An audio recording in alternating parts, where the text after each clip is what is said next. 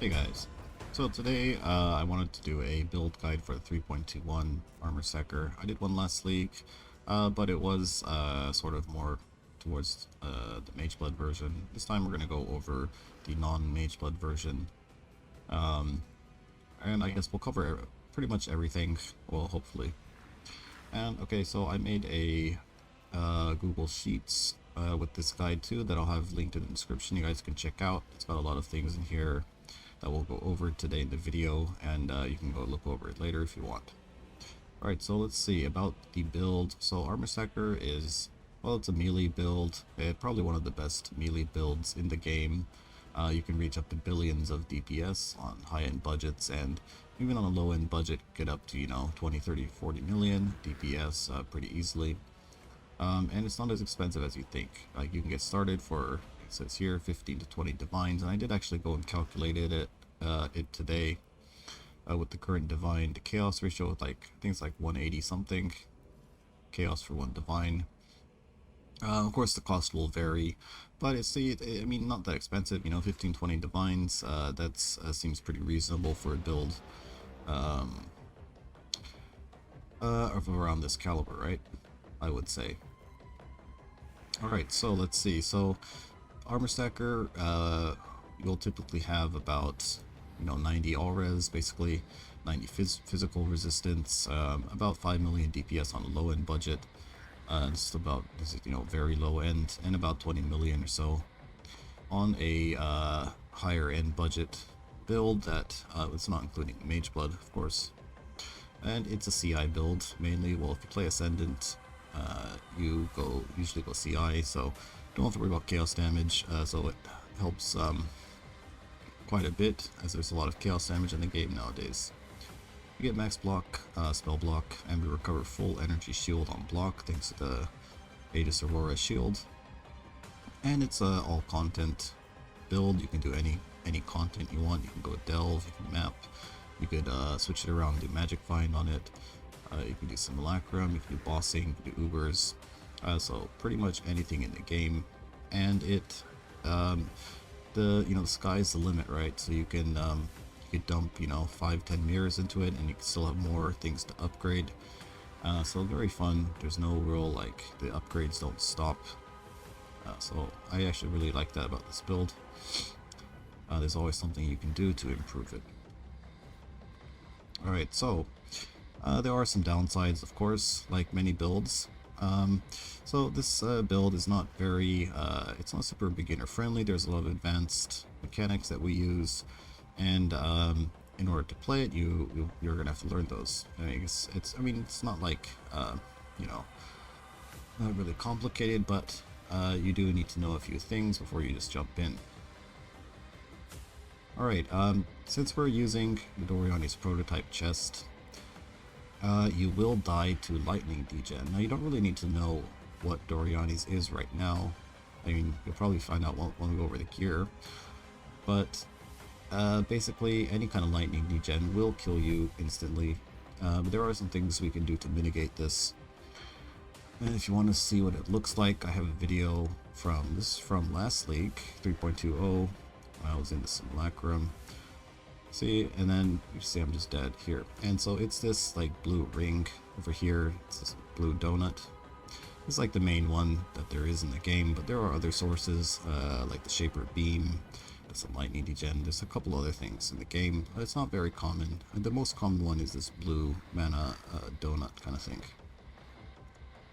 Alright, so let's see, what is an Armor Stacker? So Armor Stacker uses the unique sword replica Dream Feather, the sword here, and this increases our attack damage by 1% of our armor, so 1% per 450 armor. Alright, and then we stack a lot of evasion rating and armor with our auras, and we use Flasks and Aura Effect to get a lot of armor. Alright, and so we stack evasion, and well, why evasion? Well, it's because we can convert all of our evasion to armor with this Iron Reflexes keystone, right? So basically, if you don't really know how the scaling works in the game, the evasion will get scaled before it gets converted to armor, and so this is important because it means We can scale it with things like Grace, our Flask effect like a Stibonite Flask, and then the increased value, evasion value will then get converted into armor, and then that will get scaled again by your determination and your basalt flask, right? So for evasion has 2 scaling points, whereas armor only has 1. So basically, you want evasion instead of armor.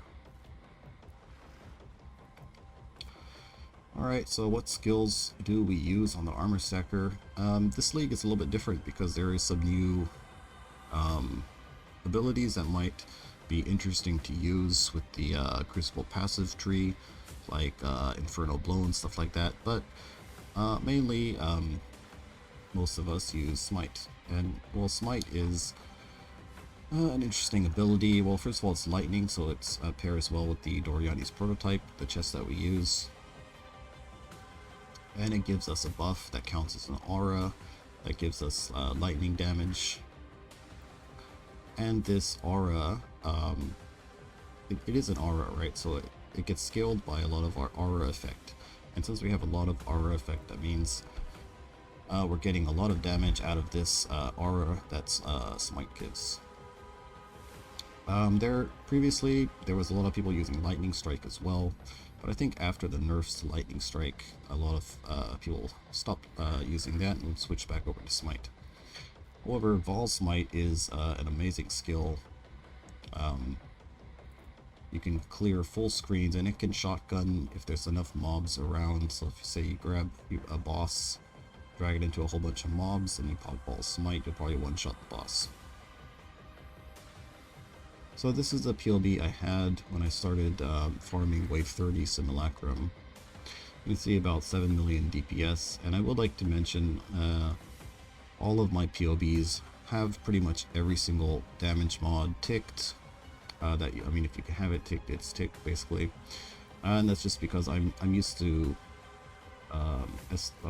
calculating my damage in this way. I like to see what's the maximum damage I can do at any point. So and I'm also kind of used to it. Past couple of leagues, I know once I hit around 7 million DPS, I can clear Wave 30 Simulacrum. So I'm kind of used to kind of like judging the power level of my character with this current config. So I have kept it like this. You guys can change some of these things around if you don't like to have a lot of these extra damage options ticked and stuff like that. Let's see, there hasn't really been that many changes from last league, except later on once you get a few more levels. You see I'm only level 93 in this. You want to come over here and take this Energy Shield Evasion Mastery. 1% increased evasion per 5 intelligence. This is quite a big damage increase. You can see it's about 14.7 increased damage. So definitely very strong. It does take quite a few points. You see, you need level 99. You'll have to cut some points out, fit it in. And I have some POBs with this already allocated. But this is the POB I started with to clear Wave 30 Simulacrum. Alright, let's go over the gear. So this is I made a list here of the recommended starting gear that you need. And pretty much everything in this list is stuff that you need. And I guess when I calculated it, the average cost was 13 to 20 divines. It really depends on some of these items you buy. You can actually go below 13 divines if you buy some other items. We'll just go from the top, I think. So the Replica Dream Feather.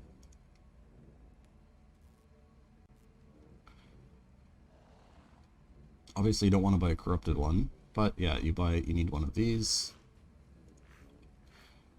And one thing to note is you want the attack speed roll to be about 10%.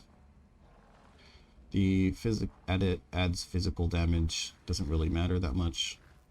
Just want to get increased attack speed. Alright, and then we're using the Aegis Aurora. This league is actually pretty cheap, so it's very nice, about 1.5 divines.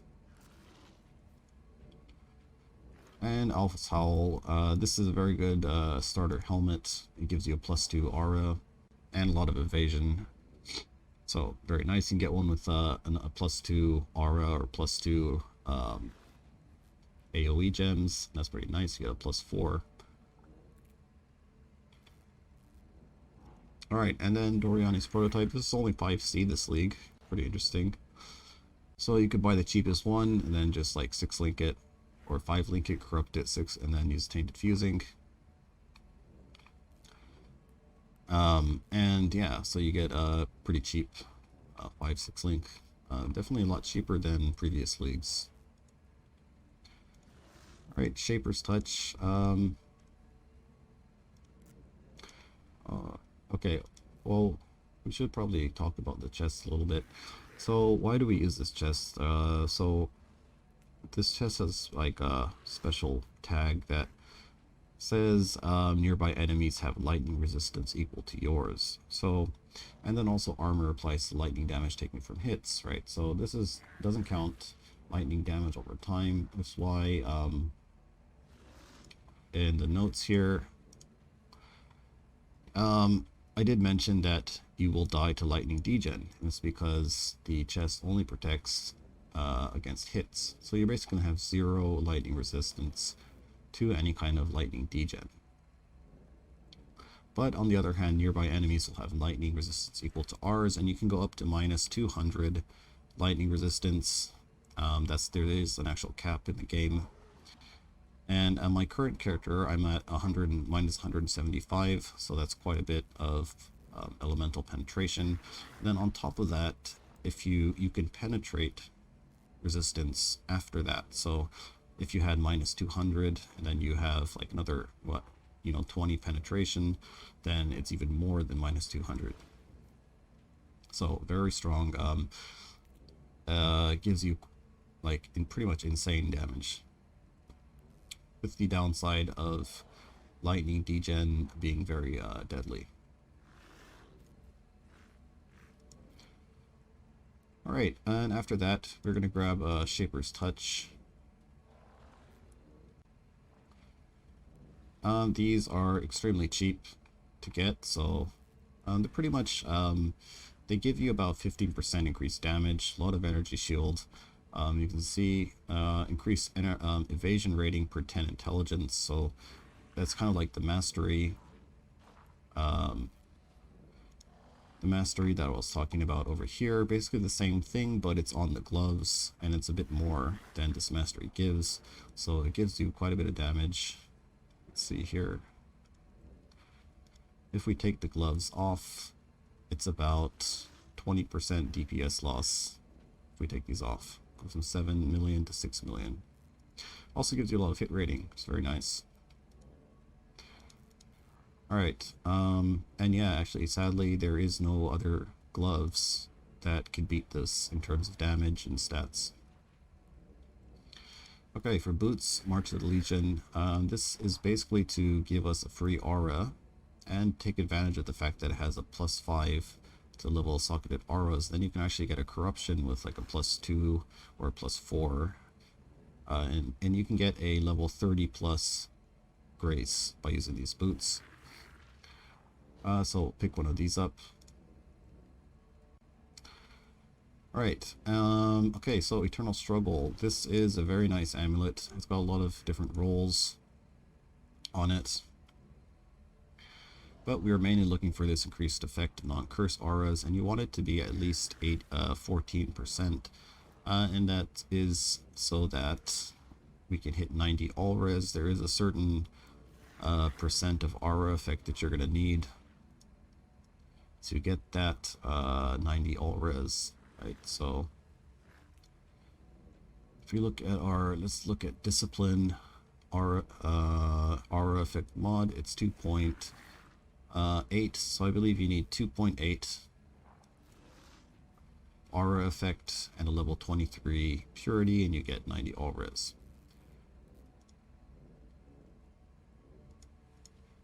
Right, so yeah, the other mods don't really matter, but they are, it's kind of nice if you get like spell block. Now these can be pretty pricey, and I wouldn't recommend buying any of these expensive ones. You only really need like something like this. I would just buy this, right, because you're starting out. and you're eventually going to be replacing this amulet anyways. Now, if you don't really want to spend, you know, a couple of divines to 100 chaos on this, you just want something really cheap, there is a couple of things you can buy. First of all, you could buy the Jinx Juju. This gives you 15% aura effect, and I would probably recommend taking this amulet, or you can just get a +1 lightning amulet, you know, with some dex. You're gonna need some dex, right? So get some dex stats, some resistance. But then you probably won't be able to hit you'll be at like 89 all res instead of 90. Alright, and then you're going to need some rings, right? And on the rings, you're just basically looking for resistances. You're going to need a lot of fire and cold resistance, mainly fire resistance, because we are also using Melding of the Flesh, which gives us minus, you know, 80 all res, and then we're using Thread of Hopes.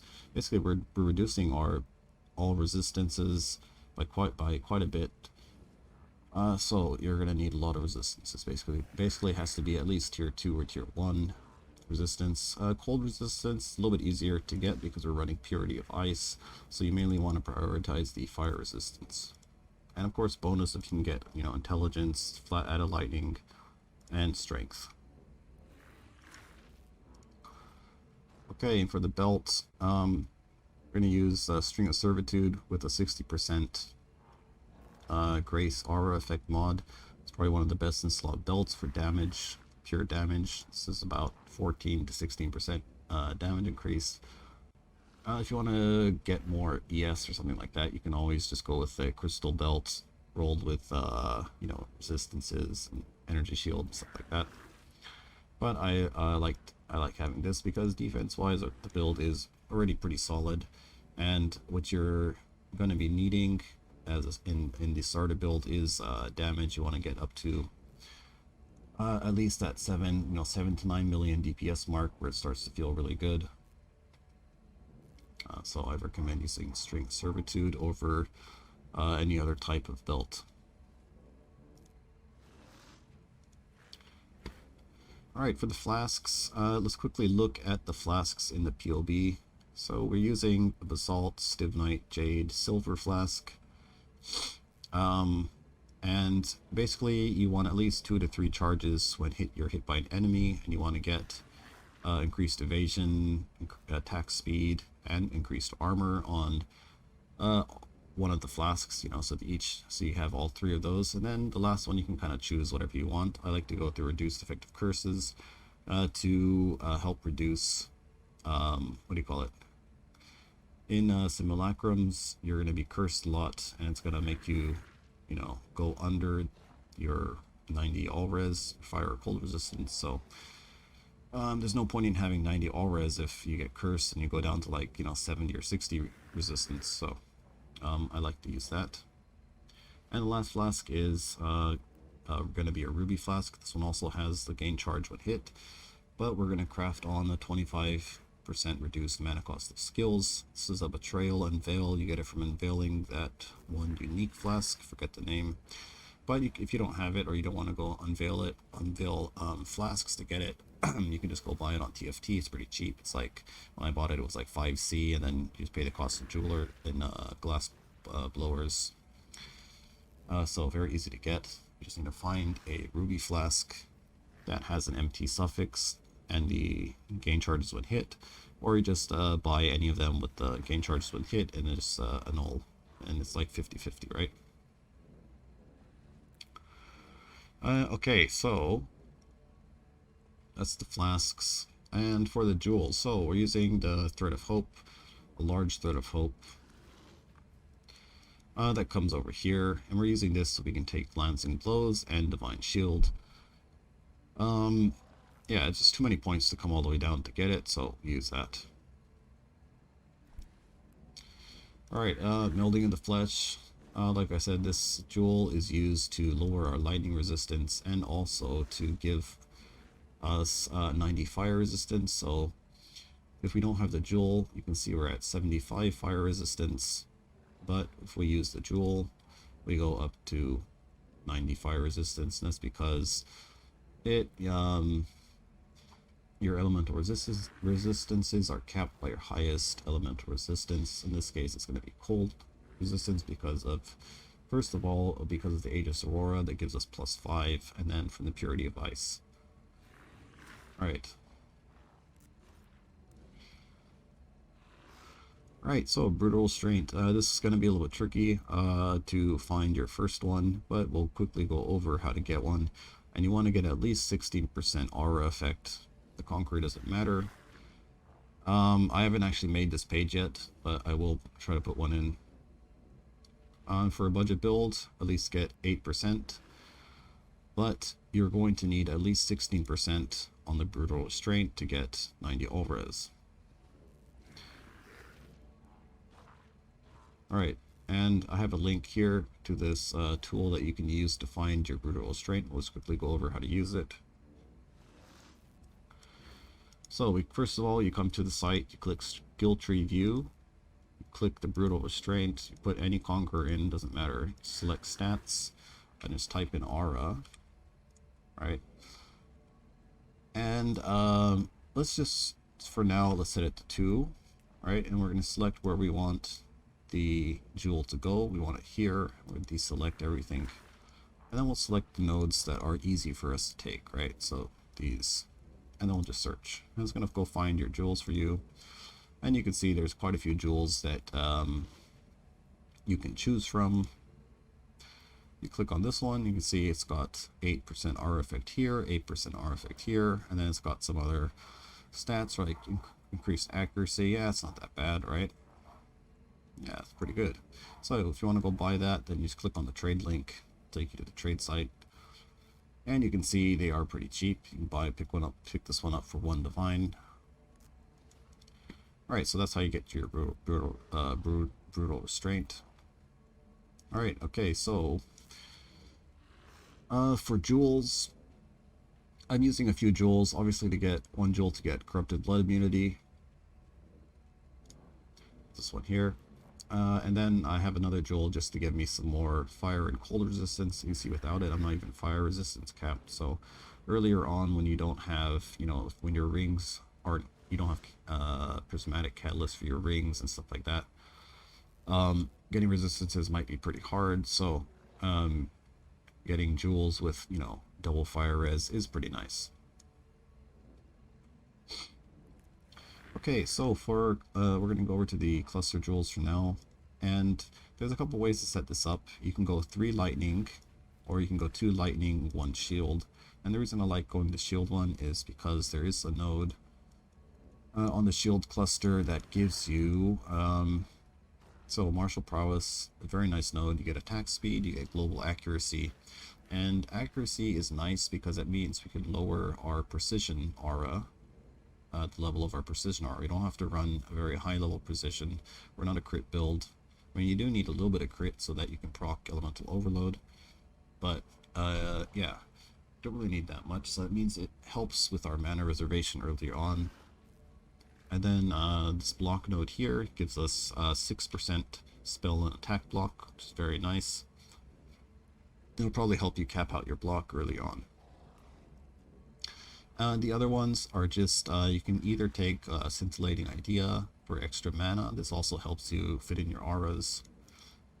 Or you can go for Storm Drinker. Storm Drinker is a little bit more penetration, about 3% more, and it also uses some energy shield leech. I mean, not like you really do need leech, because we have enough sustain already, but yeah. And you actually only want 1 node. See, you want these 2 nodes for the stats, so this is a great place to get more fire resistance. You can see mine only has 2%. It's kind of sad. This one had 4, so that's nice. You get 8 fire res just from that. This one has 3 cold resistance. Alright, so that's the large clusters. Small clusters, you need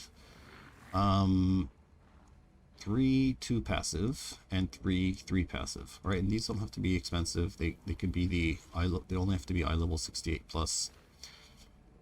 So they're very cheap. And you should probably craft these yourself. They're pretty easy to craft. You do this alteration to get introspection and then just reroll. And and you get something like this, you know, with fire resistance, introspection. You know, best case scenario, you get some like double resistance, or you get intelligence. You know, intelligence and resistance is pretty nice. Okay, so that's it for the gear, and let's go over to the skill gems. This is sort of the links that we'll be using, and I want to quickly go over some of these real quick to point out some things. Okay, so first of all, these are main links. Smite. Nothing really much to say here except for the added lightning damage. You can use either, when you upgrade, you can either go to Awaken Lightning Damage or Awaken Elemental Focus. You can actually also use Ruthless in here if you want.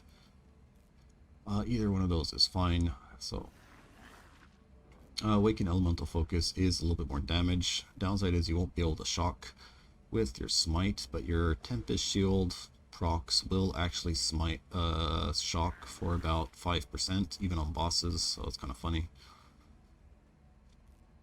Okay, let's see. And then in the Grace setup, this is kind of where people get stuck quite a bit. But in order to actually cast Grace, you're going to need Anomalous Increased Duration, Divergent Inspiration, and then you're going to need 10%. Alright, let's just go over here. Okay, so Anomalous Increased Duration, Divergent Inspiration, and another 10% of reduced mana cost. It doesn't really matter where you get this. You can get it on jewels. Can I not have, but you can get it on your rings. And you can get it on the passive tree on nodes like this, on Dreamer. There's a mana mastery for it. You can just take these. It doesn't really matter where you get it, but you need to get the mana reduced. So you see here, mana cost for Grace is pretty high.